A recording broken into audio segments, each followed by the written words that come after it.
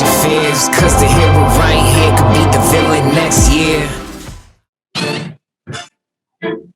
Yo, what's going on, y'all? We are here, and you are here with us. If you're not, get on out.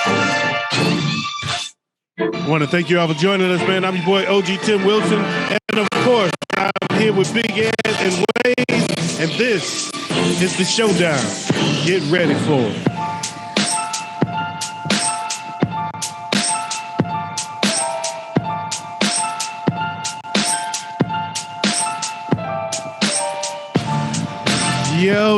Yo, we are in the building once again. I want to thank you all for joining us. Make sure you subscribe to the channel. We've got a lot of great content that we like to provide, and I hope you enjoy all of them. But for tonight, we hope you enjoy this one. And with no further ado, I want to introduce our host of the show, Mr. Wayz. What's going on, man? Man, what is good? What is good? Hopefully, I do not have myself muted. You good. All right.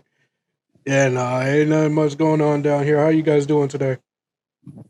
Man, I am feeling great, man. I had a busy day. My day's been very busy since I opened up my second office, man, and it's been nonstop, but it's exciting. It's a lot of fun. All right. What about you, Big A? Man, we just dealing with we got about 5.5 inches worth of snow. OZ went and got him a new bottle. Hey, I feel it. Man, bro, y'all is lucky. Or, no, I'm the lucky one. Because we got maybe 1.5 inches. Pooh. We were projected to get 15. Man. Yeah, we got about 5.5. Oh, and it's still snowing a little bit. Oh, yeah. It'll still...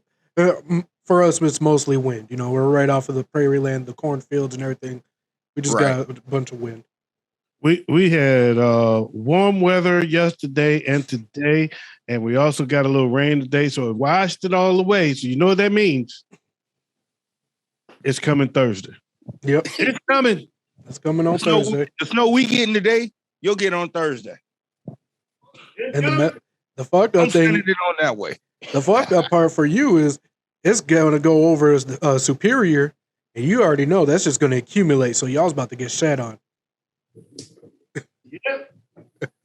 That's what happens. It picks up a little more moisture coming over that water, and here we come with those big ass softball sized snowflakes.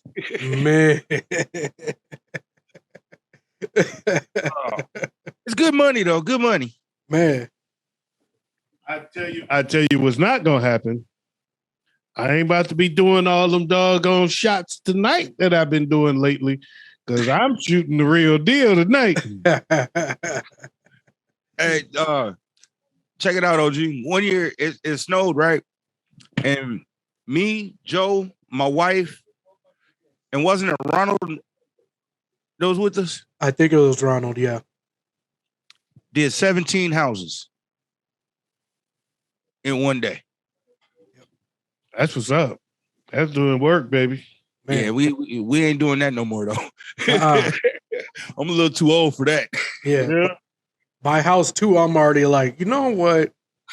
Is it time for a lunch break tomorrow? All right. Let's go ahead and get this show rolling, man. We got some interesting sports topics to cover this week. I can't wait. Do it. Cheers.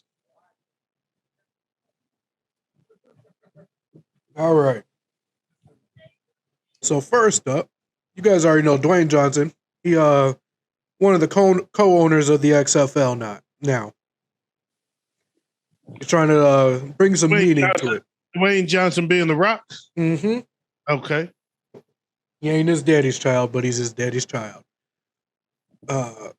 So this week, him and his company, they went into a partnership agreement with the NFL. That's dope. Yeah. So now the XFL, they're saying it's going to be the petri dish for football innovation, prospect development, and basically they're going to be what builds to the future of the NFL outside of college. Basically, it's going to be the minor leagues. That's the way I'm looking at it as well. What do you guys think about that? I think it's good for football. And it's going to give a lot of players that don't get drafted an opportunity to play still. Mm-hmm. And I'm all for it. So basically, it's like what the CBA used to be to the NBA, and now the G League, or think it is, or they've the D League. They've changed the name of their training day league or whatever, developmental leagues so many times. I thought D League was the best because that stands for developmental league, but I also remember when they used to call it the CBA. I think it's okay. I think it's cool. Another opportunity for brothers to get hurt. I think more than anything, because if the XFL before, we also had USFL. USFL generated more, I think, more NFL players than the XFL because it was more serious, so to speak. Mm-hmm. It was taken more serious. So you had some Hall of Famers come out of the USFL into the NFL. You had some players from the XFL make it in. No Hall of Famers, no big names. Rod Smart was probably more the quarterback for Pittsburgh. He was another one. I think it was Mark Malone, I think it was his name, or something like that. So you had a few players come out to XFL to go to NFL, but nobody was a big impact like the USFL. I mean, USFL gave you Herschel Walker and Steve Young and Anthony Carter. So they were still they were competing with the NFL. They were still in talent, paying the big dollars. Think this is more like what Big Ed said. Players that didn't really make the cut get another opportunity to shine. Mm-hmm. And I think what's more important for me, what I would like to see, I'm sorry, Big Ed, I don't mean to. Oh, that's all good. Go ahead. What I think is more important, as I hope, and I do believe this is going to be something they will attempt, that this also gives Black coaches an opportunity to shine. Right. I hope with this league, they can give a lot more Black coaches opportunities to head coach and show that they can do it, and give them opportunities to say, look what this coach is doing in this league. Let's give him a shot in that league. And hopefully that can be something that comes out of this. If that does, I feel better about it. Right now, I'm lukewarm. Right. And see, the other part of that is a developmental league where they develop players. Mm-hmm. You know what I'm saying? I see it being pretty much exactly what minor league baseball is to Major League Baseball. Each team in the NFL is tied to a team in the XFL. And the developmental league in the NBA is similar, but I don't see it that way. But because I see it more as that would be cool if they did that, though. If they did that, would be okay. So in other words, I draft this quarterback. He's not NFL ready, but I can put him in the XFL so he can develop, and then I can bring him up. Yep. That's what baseball does. Whereas, or is it just going to be a free for all? You play, and I really like such and such. So with the 12th pick in the draft, instead of that, or in free agency, I'm going to grab old boy from the XFL. And no, not tied to my team. He's just in the league. Or they could be, I do like the idea of it being a developmental league tied to an NFL team. I'm curious how this is going to play out. I just think that if they do it that way, it's probably more beneficial. But otherwise, I still think the superior talent going to go to the NFL. It's only going to bring about players. Right. But I would love to see it. I would love to see it shine on coaches more than, especially minority coaches, more so than the players. Quite frankly, because we got plenty of players. Oh, right. No, I would love to see the shine on the coaches. For me personally, when it comes to this XFL partnership with the NFL, there's three big upsides to this. One, you can always find your underlooked talent that goes out there, balls out, if it proves himself to be top tier talent, potentially a starter in the NFL. Number two, a lot of these African American coaches definitely have their opportunity to shine. But the thing that I am eyeing the most, that is really weaning me to really appreciate this partnership, is the innovation, which is the XFL is where they're going to test out all new upcoming rules for the NFL to see whether or not they will or will not work. And that part really catches my eye. You know what? And that's a good point. And that's one thing that the XFL did better than USFL. So the USFL brought better talent to the NFL because they were paying big money to steal the talent from the NFL. Mm-hmm. Right? These were guys that were big time in college that were on their way to the NFL, and we said, no, we'll pay you more than they'll pay you to come to the USFL. Mm-hmm. And so therefore they brought more big time talent.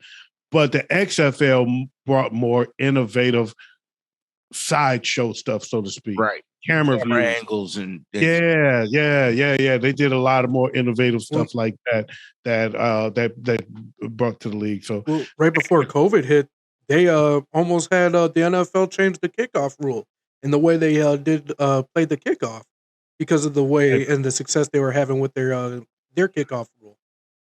Yeah, but the kickoff rule in XFL was fun to watch, but you talk about dangerous as hell.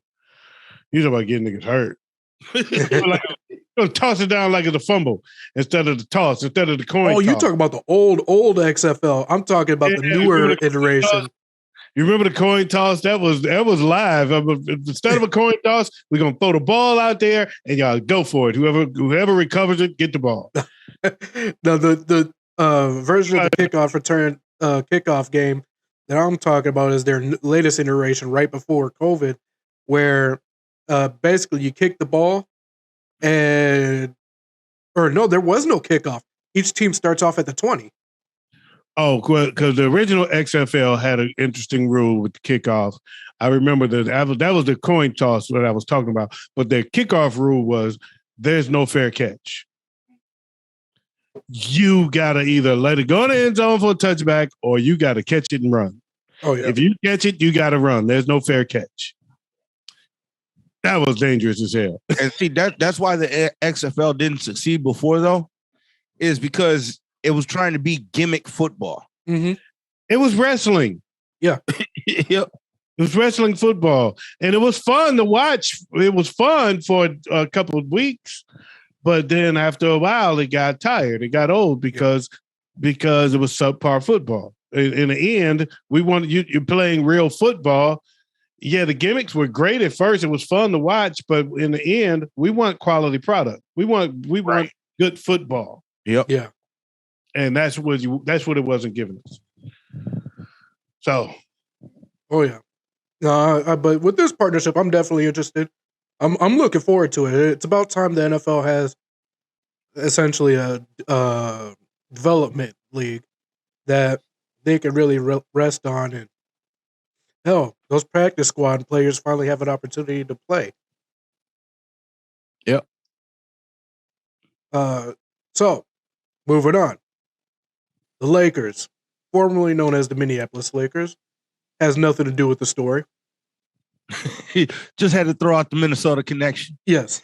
So they really are not playing that well this year. A lot of people had higher expectations for them. They are not fulfilling on those expectations. What do you guys think they need to do to bounce back? Shut it down. Get rid of Russell Westbrook. Fuck bounce back. They're done, man. They're done this year.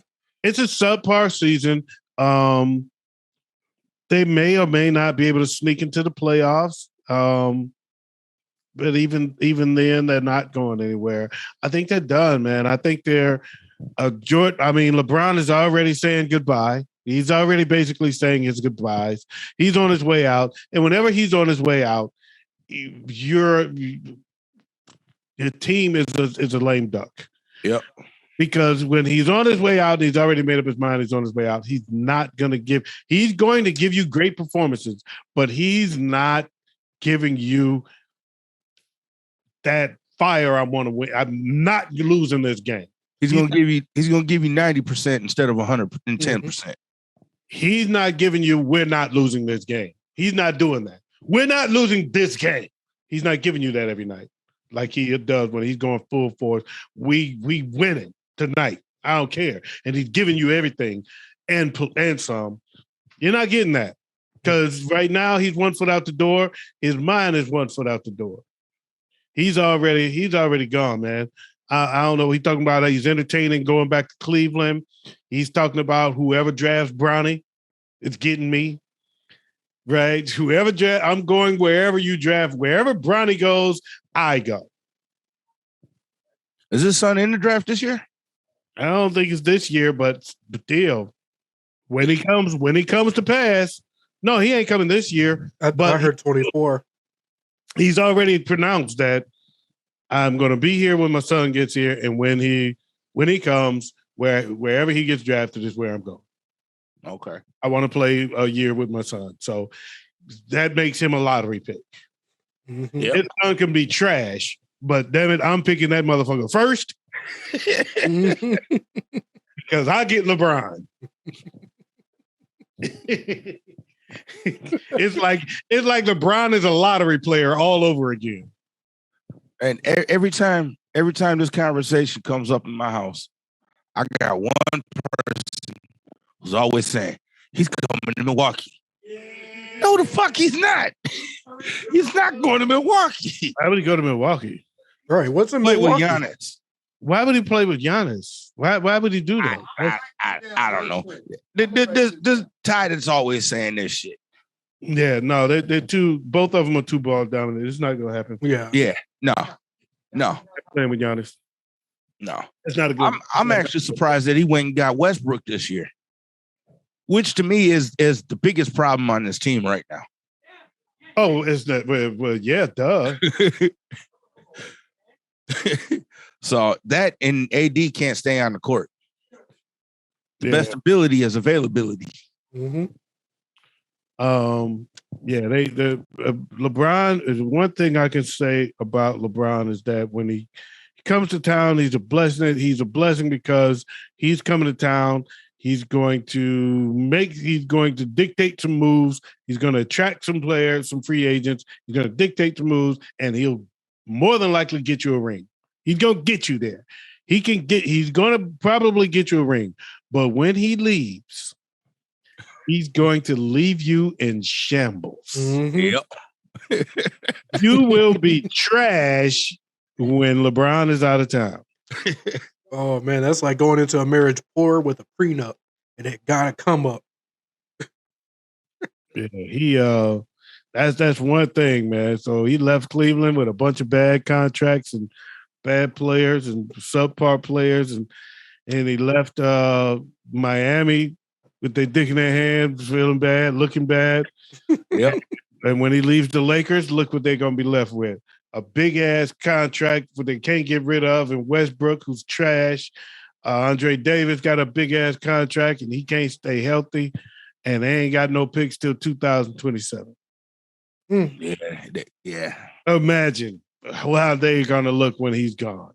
Oh, and that's another thing LeBron did. He trashed Rob Pelinka, another sign he's on his way out. The GM. Yeah, he slyly, not blatantly, but slyly taking shots at Rob Pelinka. So, yeah, I think he's on his way out. I don't think there's anything they can do. I think they're going to go as far as LeBron can take him, and he's not feeling championship worthy right now. Yeah. Well, the team ain't even. Yeah, team ain't nowhere close to even playoff worthy right now. They're close to playoff worthy, but not championship contender. Right. Right now they're 27-31, so it's not like they're almost 50. Yeah, they're not championship contention, and he doesn't have his championship attitude on right now. No, he really doesn't. For me, when LeBron's got it on, get him in the playoffs and look out. You watch your ass. But when he's got this attitude right now, Getting to the playoffs is just to say I made it to the playoffs. That's how I feel. I don't think he's going. He doesn't. He's not going to take them to the championship. If somebody else going to step up and take us, then I'll go. And if we get there, if you take us there, I'm going to close the deal. But I'm not going to be the one. Y'all got to step up. Ain't nobody on the team able to step up. Russ bricking damn near every shot he putting up, and then can't even make a pass for shit. He's ending up with 10, 15 turnovers a night. Dude is garbage, man. He is. I've been telling people for years that he's overrated, but everybody want to be all fascinated by the numbers. Oh, he did this. He did. Okay, y'all not watching this dude. Y'all just watching highlights. I'm telling you, the dude is terrible. I've been telling people this for years. Yeah. Yeah, he's garbage. All right. So while we're still on the subject of basketball, all right, name me y'all's top three players in top three basketball players of all time.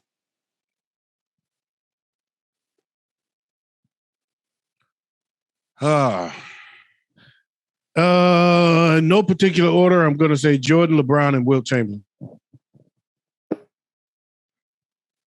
And I want to say Jordan, Kobe, and Bill Russell. That's because you're a hater. No, it's not. You got to be a hater. If you're not putting LeBron there, you're a hater. That's all. That's all to it. He said top three. If it was top 4 or 5, LeBron would be in there. You're a hater. No. Yes. No. Yes. No. Yes. So remember that question. The most hated athlete. There's another hater.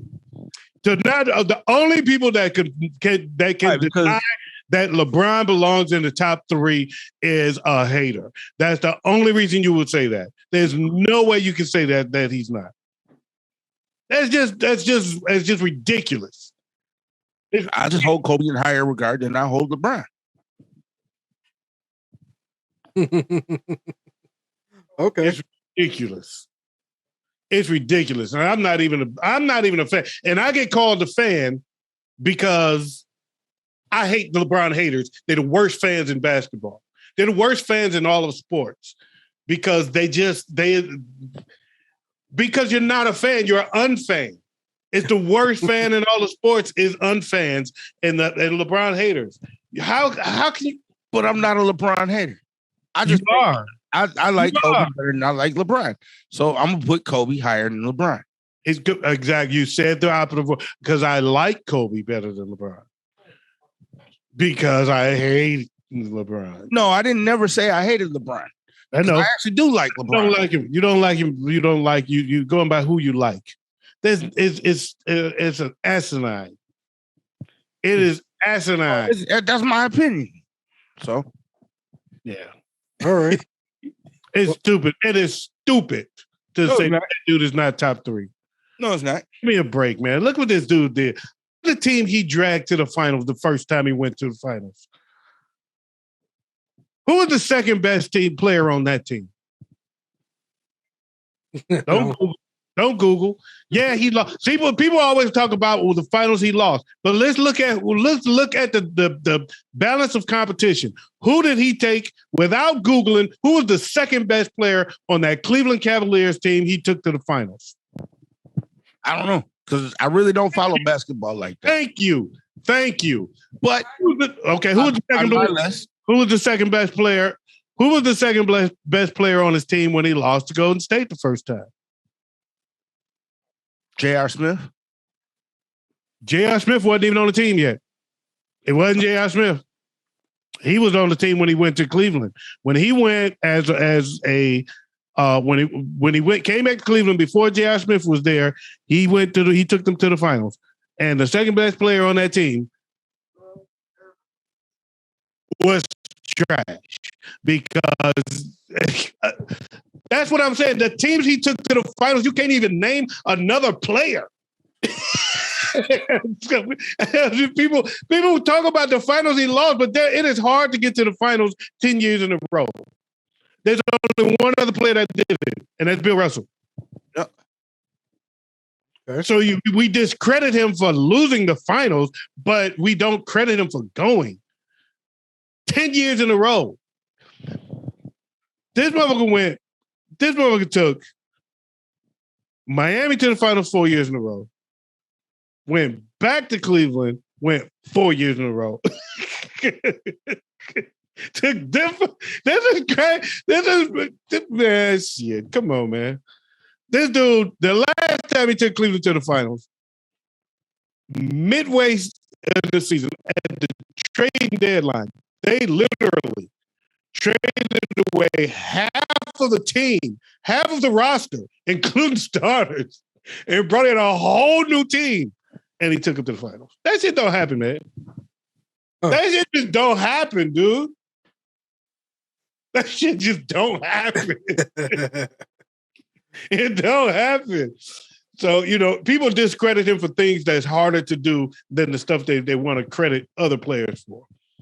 Oh, when you do it in one place, yeah, okay, you did it in one place, had the same team, the same teammate, you built chemistry, you knew where each other's supposed to be, had the same coach is in the Hall of Fame, so is your second best player, so is your third best player, so you plug and play one or two players here and there. That's easier to do than coming into a situation where this is a new coach, ain't never coached before the NBA.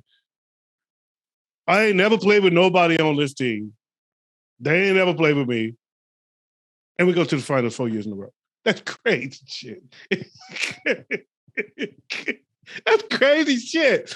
Man, people underestimate what this dude accomplished, man. And that's all I'm saying. And that's what I don't like about it, is the underestimating of his accomplishments. Okay. It bothers the shit out of me. Well, I will put out my three. The first two are just players I like, and then the last is just statistically. The first two is Kobe and Larry Bird. And then LeBron squeaked his way in. I mean, squeaked. I'm not a LeBron fan. I'll be honest. I'm a LeBron hater, but it's just because that it is what it is. But statistically, he is better than Jordan. But Kobe over Jordan? Yes. All day. Wow. Kobe's a true leader. He's not a self-leader. Kobe followed Jordan. You're talking about he's a leader. He became Michael Jordan. He copied. He didn't just copy his game. He copied his voice, his mannerisms, everything. He was Michael Jordan. Well, either way, I'm younger. I'm younger. As far as I'm concerned, Kobe's better than Jordan. When you're young, you sit a sheet of paper on top of a picture and you trace over it and draw the same picture. That was Kobe, was the one you drew. All right. Well, either way, I'm going Kobe over Jordan. Larry Bird deserves the top three, as far as I'm concerned.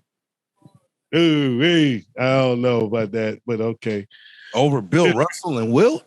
No respect to Larry Bird, but I love Bird, but I'm not taking him over Magic, to be honest. Hell no. You got to remember, Bill Russell and Wilt. I don't even think I was even in diapers yet. I mean, I wasn't there to see him either, but it doesn't take away what I've seen them accomplish. I mean, Wilt scored 100 points in a game. Bill Russell got 11 championships. And I didn't know either of that. So Wilt scored 100 points in the game, and there was no three-pointer back then.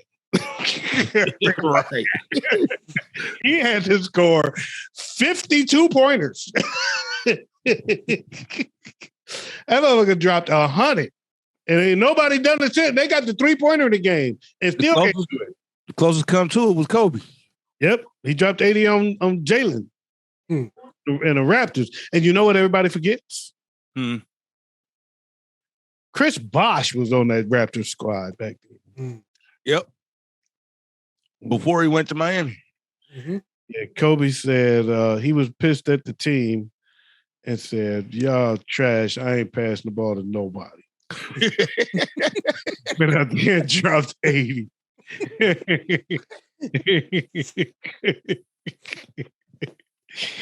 I like Kobe. I got respect for. I want to say I do have respect for everybody that was named. All the players named, I got respect for.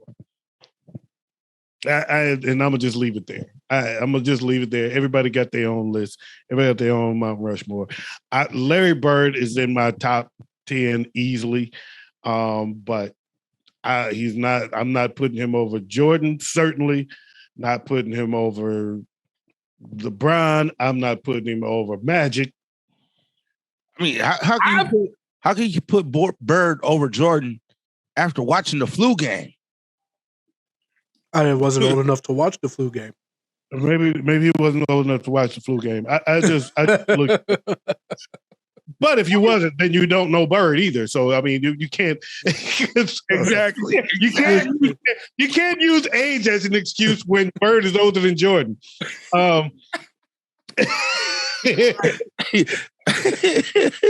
Good catch. Exactly. So if we're using age as an excuse, you should have said Durant, LeBron, and I mean, so you can't use that as an excuse. But yeah, Bird is absolutely a baller. But I say this: how about this for a question? Best player at each position. The greatest point guard. Now you're talking to a non-basketball fan, so I'm going to do my best. All right, point guard. Who you got? Who's top three? That's still debatable. That's debatable as the top three of all time. Look, I'm a brother who knows so little about basketball. I can give you my favorite center of all time. How about this? How about this then? Big John Stockton. Big Ed, let's keep him out of this conversation. Who's actually no, not John Stockton. No, I'm saying top dog, top point guard. Just one, not three. One. Who's your number one? Magic. And it pains me to say it. I'm gonna go with Magic too. Damn. Okay, then Magic. Yeah, because he was originally on my top three list. I would love to say Isaiah, but I've got Isaiah as my number two, behind Magic. Run to the two. Best two spot. Shooting guard. Yep. I'm going Michael Jordan. There ain't no doubt. For me, what next? Small forward. I got LeBron. I also got LeBron. Yeah. Power forward. That's where it gets tough. Because conventional wisdom says Tim Duncan. And I'm going to stick with Tim Duncan. But I'm going to go with KG. I'm not going to fight you on that. Best center. Extremely tough. The toughest question of all, right there. The best center is the toughest question of all because there's so many people that belong to this conversation. I'm going to say Wilt, but there's so many people in this conversation that makes me hesitant to say Wilt. I'm going to go with Kareem. Kareem is in the conversation. Go. You said center. You said you had a center, Wayz. Shaq. Who is it? Shaq is in the conversation. Olajuwon. Olajuwon is in the conversation. Dikembe. No, he's not in the conversation. No, yeah. I want to put him up there. Okay. No, hell no. Yeah, I won't put up there, but not no. No, but I'm putting Wilt, Bill Russell, Bill Russell, Kareem, Hakeem, Shaq. I think we named them. I mean, I would honorable mention Moses Malone, but I don't put Moses in there. But that's tough. That's a tough. I mean, those are close though. Shaq, Olajuwon, because man, that's a close one, man. That's actually extremely close. I had to do my research. Banging that starting roster though, right there. Look, I had to do my little bit of research on the power forwards, and there was one name that popped up that I remember. I can't remember what the damn game NBA Jam. And I used to love using him. Karl Malone. And I thought of him too, but Karl Malone, I wasn't a big fan. I wasn't a big fan of Karl Malone. No. I wasn't a huge fan of Karl Malone. He wasn't really good without John Stockton. I didn't even like him with John Stockton, quite frankly. I wasn't a big fan of his. I just was not a big fan. Yeah, he was a Hall of Famer. He was under the basket. He never jumped out the screen for me. Right. I wasn't a huge fan for me. Tim Duncan was a guy that didn't have a personality at first, but he's gonna kick your ass. He was. Yeah, that's how he was. He just won. You know, they called him Big Fundamentals for a reason. He played fundamental, clean basketball. And that also brings up another name at center, David Robinson. I like him, but he's not in the conversation to me. Yeah, no, he ain't up there with Olajuwon. To me, Olajuwon is the standard. You either as good as him or you're not in the conversation. Okay. Period. Period. Because he's the guy that schooled Shaq. He took Shaq to school. I was a huge Shaq fan at the time, and I never thought anybody would do that. He dominated Shaquille O'Neal. I mean, dominated Shaquille O'Neal. He taught Shaquille O'Neal how to play basketball. Shaq was like, I got to work on my game. Shaq went back and said, I got to work on my game. He got better, though. He did get better. And Shaq is in the conversation because he did but he did so because before Olajuwon hung up the cleats, he took that nigga to school. Shit, Shaq made him change the rules, though. For real. No, Wilt Chamberlain made him change rules, more rules than anybody. Yeah, that too. Yeah, Wilt Chamberlain made him change the whole game. That's that motherfucker. To Shaq's credit, though, he forced the NBA to reinforce basketball hoops. Him, Daryl Dawkins. Again, Shaq is definitely in the conversation. I'm not denying Shaquille O'Neal because I saw Shaq transition after Hakeem Olajuwon took him to school. But Hakeem Olajuwon embarrassed his ass. You can trust me. When I was rooting for Shaq and I felt the pain. He took that nigga to school. You know, while we're doing all this basketball talk, Wayz, I think you had a Black History athlete. I do, but he's a baseball player. What is Black History? NBA is what? 90% black right now? I guess, yeah. I got a question though. All right. What's that? Since we're on basketball, before we switch, because like you said, we may be getting ready to switch gears to baseball. Something that didn't get brought up here that is right now the biggest story in sports. What's your thoughts on the Juwan Howard Michigan-Wisconsin fight? I was definitely going to let you bring that up because I had no intentions to. I'll go ahead and hit this one real quick because I have my own opinion on this. I have a feeling the white coach decided he was going to talk his shit. He was running his mouth. He was clearly running his mouth as Howard was just trying to walk by him. He wasn't going to shake his hand. He wasn't going to give him that respect, but at the same time, he wasn't trying to deal with him either. He was just going to walk by him.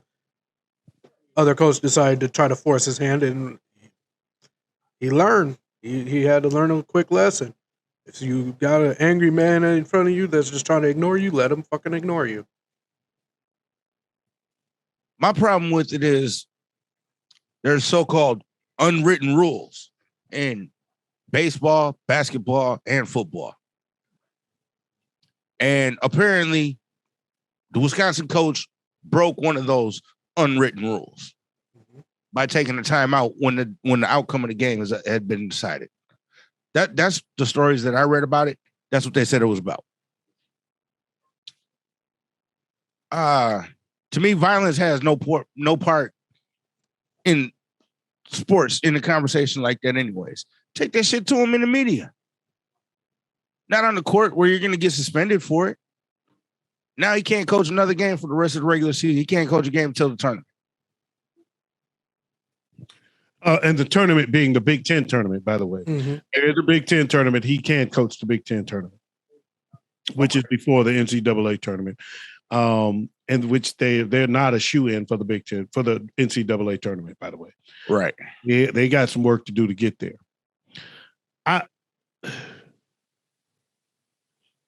Y'all really want me to go down this rabbit hole because please do. Not only am I in Michigan, but I'm a Michigan fan, and I got this whole story. Well, and you know more about this story than I do, for sure. So I probably know more about this story than everybody watching.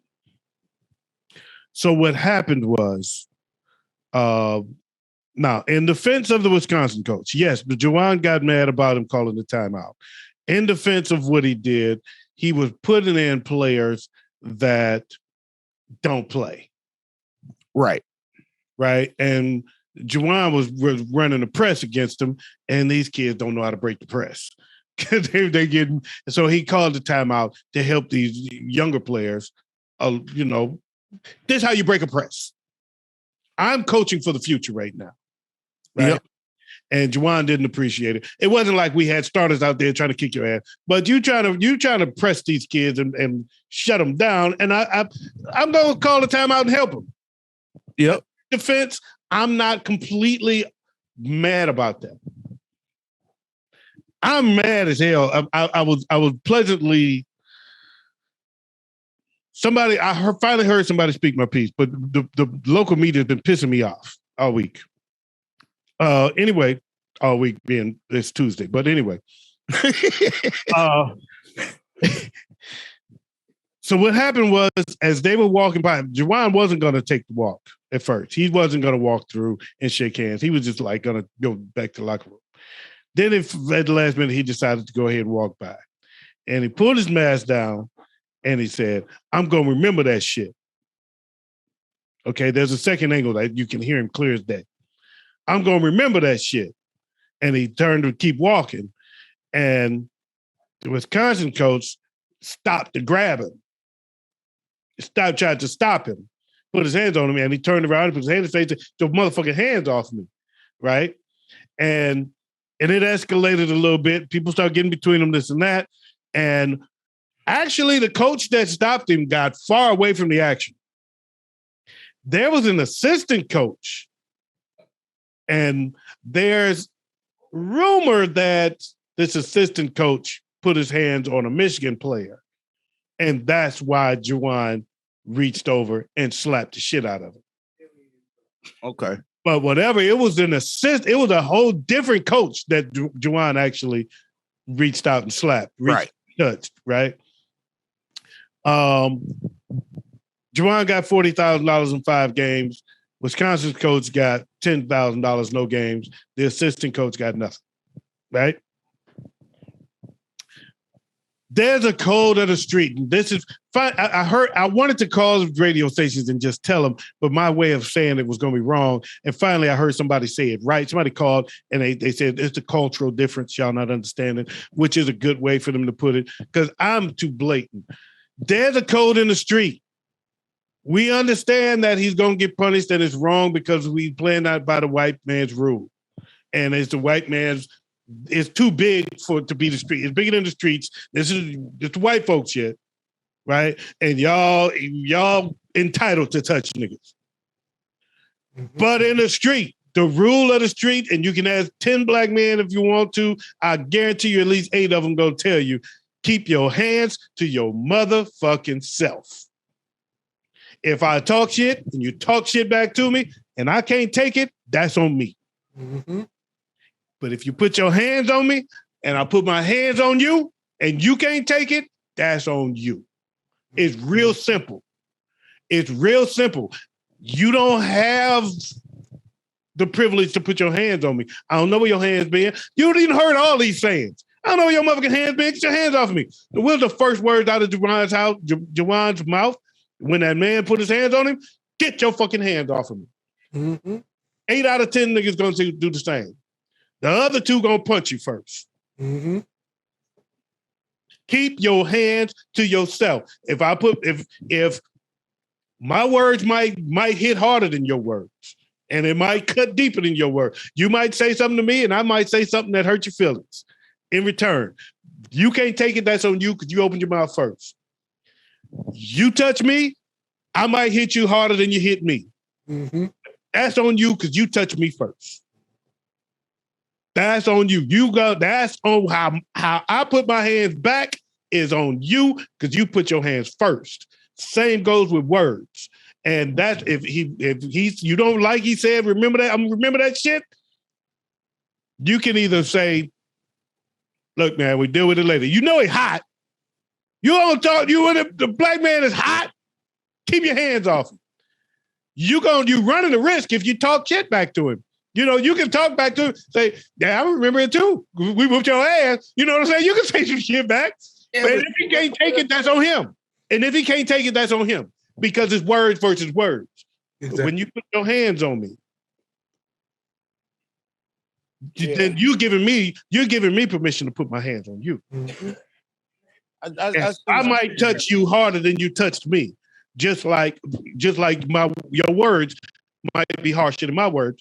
My hands might touch you harder than your hands touched me. And but it's still hands for hands and words for words. That's the code. That's the code, baby. That is the code. I don't care what none of these white folks say. That's the code of the street. And I know we ain't on the street, but that's how he grew up. That's what we grew up with. That's what's going to happen. And y'all got to stop feeling entitled to put your hands on niggas when you feel like it. And so, well, I'm not, he wasn't protecting himself. He wasn't in trouble. He wasn't in harm. I don't care. I don't know where your hands been. He might have COVID. I was in harm's way. This nigga put his COVID hands on me. Yeah, I can see what I'm wearing a mask. Fuck you. You don't have that right. And that's how I feel about. I've been wanting to get that off my chest all week. Now I'm done. I got mad thinking about it. But I do understand punishment because we are in their world. It is their world. He is in too big of a scope. You know what I'm saying? To react. And so I get why he had to deal with it in the aftermath, and he had to take the brunt of the punishment. I get it, but they need to understand that the next one go say, I'm gonna get the punishment anyway. I'm about to sock the shit out this motherfucker. Hey, you don't want that. You don't want that to happen. When they start accepting the punishment, that's gonna be a real problem. So y'all need to take some more accountability than 10 grand. Than 1/4. He's more than 1/4. He's more than 1/4 responsible for the overall altercation. Yeah, that's it. Yeah. I can't even say anything against that because that's exactly how it is. All right. Big Ed don't feel that way. Big Ed wants niggas to put their hands on him and it's cool. No, because that ain't what I'm saying at all. That's how you feel. No. It's just, what if all he was trying to do was catch him and be like, hey, it wasn't what you think it was. That is what he was trying to do. That is what he was trying to do. So you telling me you mad as hell, and I grab you and say, look, man, calm down. And you mad at me. But I just, instead of letting you just walk by, I grab you and say, look, man, why you mad? You ain't gonna turn around and be like, nigga, get your hands off me. Hey, he could have been grabbing and say, hey, come on, let's go get a drink and we'll talk about it. So I'm gonna grab you while you pissed off at me. Hey, I've done it to people before. Okay. But then I've also been in another situation where I told somebody to shut the fuck up and they kept talking to me and I punched them in their fucking mouth. And then I would say you were wrong because it was words for words. If you know what I'm saying? But when if I put my hands on you, you said something to me because you was pissed, and instead of me saying something back, I grabbed you. Come on, man, let's go have a drink. Nigga, Get your Oh, but see, this wasn't words though. Fuck your This drink. was somebody blatantly lied to me in my face, and he got caught in the lie. And he kept trying to lie to me. And I'm like, dude, if you say one more fucking word, I'm finna punch you in the fucking mouth. And the dude went to say, rah. He went to tell me that he didn't say nothing. And all he got was rah. And he got punched in the mouth. But if you pissed off and I grab you, you're not gonna turn around and say, "Nigga, get your motherfucking hands off me." You're gonna say, "Oh, a drink? Yeah, let's go have fun." No, nigga, fuck your drink, nigga. Get your fucking hands off me. I don't want. Now is not the time, right? Like, look, you could drink these motherfucking hands. There was a warning that came with my story, though. Now is not the time. Yeah. Now is not the time. But he gave him a warning. He said, "Get your hands off me. Keep your hands off me." Yeah. And then the original coach ain't even the one that got punched. So yeah, exactly. It was the other one. So and there's different. There's different stories. Somebody said, I heard there's a story out there that's saying if you watch the tape, Juwan reacted to him putting his hands on. He was going after a Michigan player, that other coach, and he was protecting the player. He was defending the player. That's one of the narratives out there. Right. Oh, otherwise, most of the white folks just straight up saying he's wrong because he wasn't in any danger. Fuck that. Leave your hands to keep your hands to yourself. That's all to it. I feel it. All right. That's all to it. Let's take a quick break here, and then when we come back, we'll go ahead and start touching on the subject of this.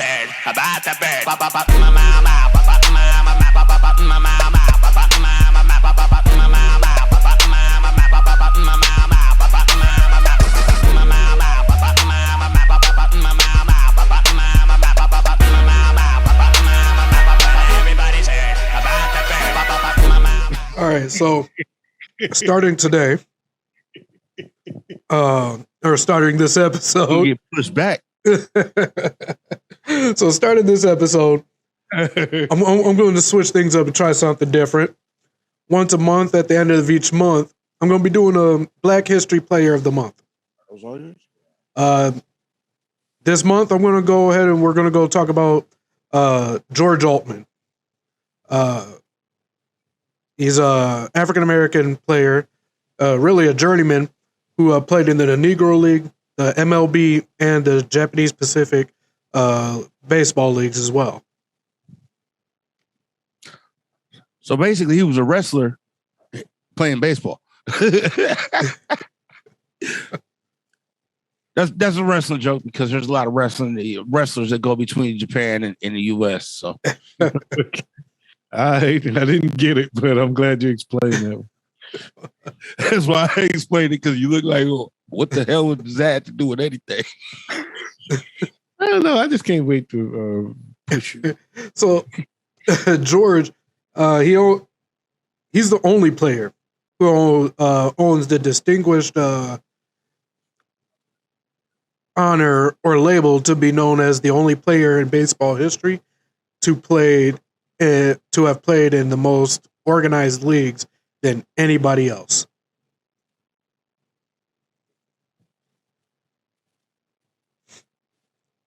How do you guys feel about George?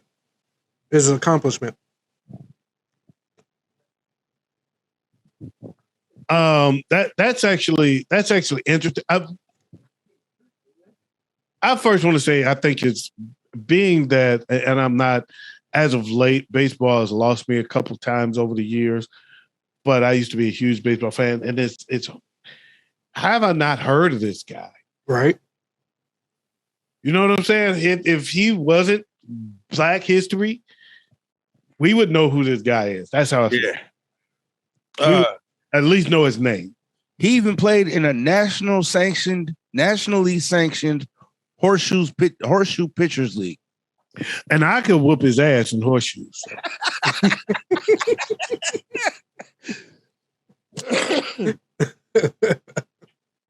He played for the Cubs, the Cardinals, the Mets, Damn, 991 games he played between the three teams. And that's just the majors. That doesn't include his games with the Negro Leagues, because as we all know, the Negro Leagues, a lot of their records have been scrubbed from history, so there's really no telling how many games he may have played, what his stats and averages were back then. And then the rest is the Japanese Pacific League, which, unless you know kanji, you don't really know much of what his numbers are there either. Wow, yeah, and that is very true. And what team did he play for in the Negro League? Anybody know? I could not find that information personally. Yeah, I'm not seeing it in the article. Okay, I was just curious. He played college. He played college ball at Tennessee A&I. Okay. He joined Roberto Clemente and Hank Aaron and Manning right field in the 1961 All-Star game. Wow. So he was a baller. Yeah. One of only 3 players to ever homer off of Sandy Koufax. He was absolutely a baller. Well, he probably he was probably a big fella, considering he was a wrestler.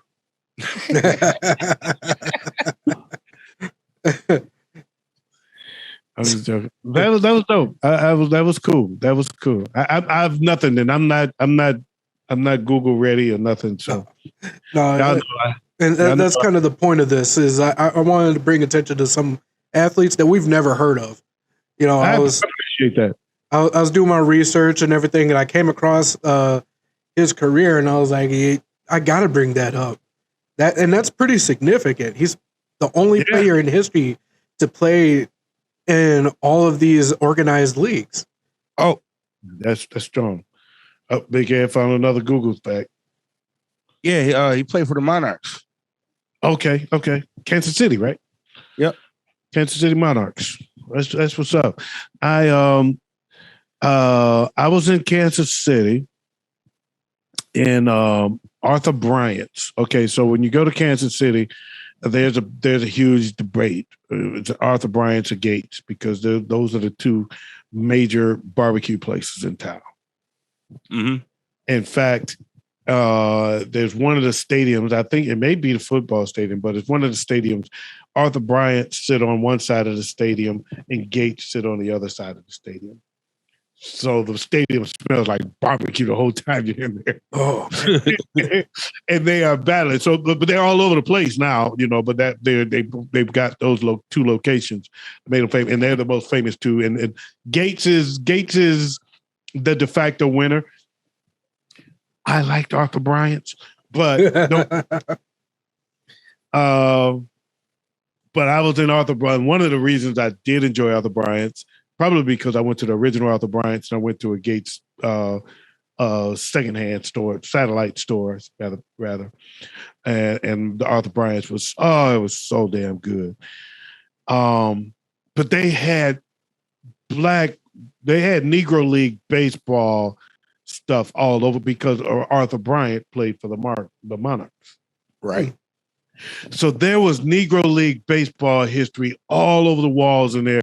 When I tell you, I just loved, and so I don't want anybody to think I'm just so versed on the Negro League that I knew that. This is how I knew the Monarchs was Kansas City. It was everywhere, and I was just totally interested. I lived on the walls in that place, man. I didn't want to leave. I was just like, damn, all the pictures, all the documentation. It was just so breathtaking, man, to see it, and as a grown up, to see it and remember that that's what it was like at one time here. Right. The Negro League is a history that is very undersold. It is a very undersold history in sports and Black history. So I appreciate that. Joe. That was cool. That reminds me of St. Paul is a hotbed of Black baseball at one time. I mean, big hotbed. I mean, they got a whole museum dedicated to it now. it blew my mind when I started looking into it. It shocked me. Thought the Twins was the first team in Minnesota. No. Nope. It was an all-black team in St. Paul. Yeah. What was their names? What was their name? The St. Paul Saints. Yeah. Okay. Thank you. You gotta drag shit out of Big Ed. He wants you to ask him. He won't just say shit. No, I didn't think about saying it, but yeah, it was the St. Paul Saints. Yeah. There you go. There you go. Thank you. Now they're part And then there was the first the dance group was the Little Saints. All right, that was a takeoff from You Got Served. What the fuck? All right. So let's go ahead and move on. While we're on the subject of baseball, I want you guys to name me your top 3 baseball players of all time. Big Ed, you go first this time. Never mind. Don't go first. Sorry, I got somebody at my door. My top three baseball players: Andre Dawson, Torrey Hunter, and Kirby Puckett. I don't even know who Andre Dawson is. I've never heard of him either. I'm going with Reggie Jackson. Michael Jordan. No.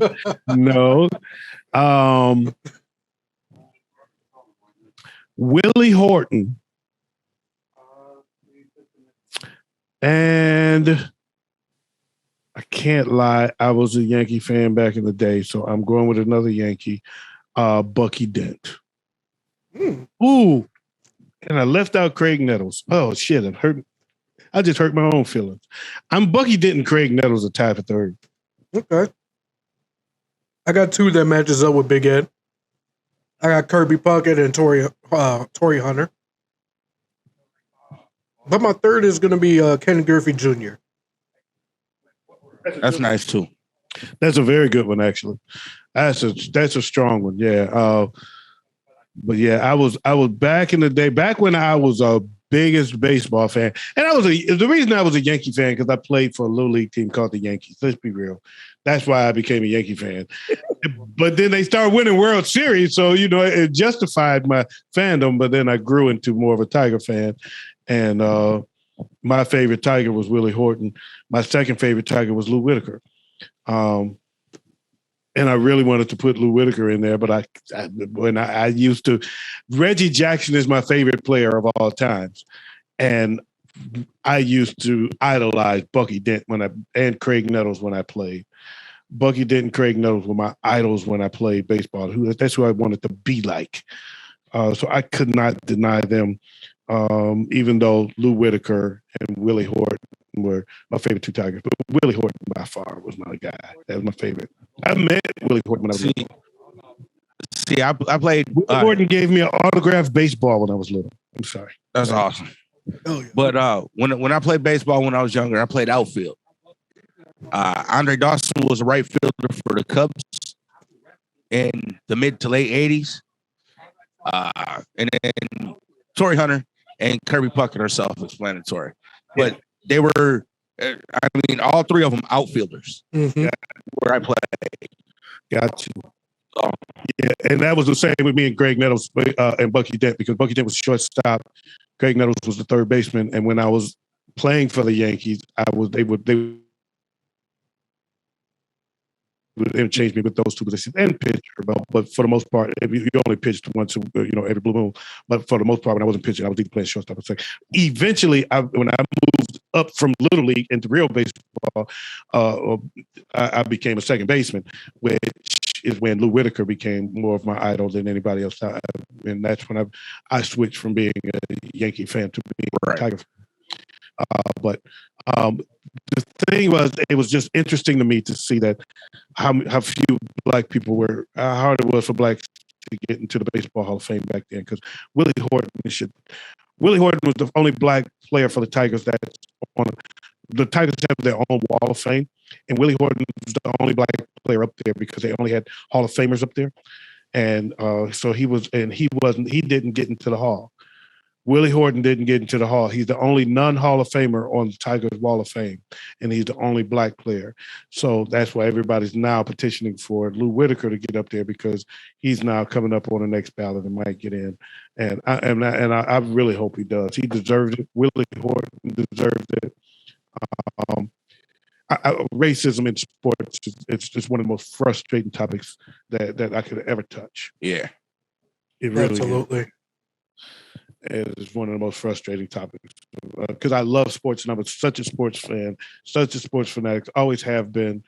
I used to read. I didn't grow up with internet. I used to have sports almanacs and World Guinness Books of Records that I would just live in. That's why I know so much sports history. I used to read sports almanac on a regular basis. So I knew people and I knew stuff because I would just read it all the time. And I'm that much of a sports fan that to think that sports don't respect me because I'm black, it hurts my core. Yeah. Racism in sports is for me the most frustrating thing in the world for me. Really. Yeah, it is. Absolutely. I'm 100% with you on that. All right, well, that does it for today's show. Unless either of you got a more interesting facts or any news you've heard recently, sports related. Otherwise, that's it for today's show. Yo, thank you for joining us for the Showdown. Catch you next week, man. Appreciate you joining us for the Showdown. I'm your boy OG Tim Wilson. Got Big Ed and Wayz. This is one of those Show Radio Network, man. Make sure y'all join us. Subscribe to the channel. We'd love to see you at all our shows. We out of here. Peace. Remember, like, comment, share, and subscribe.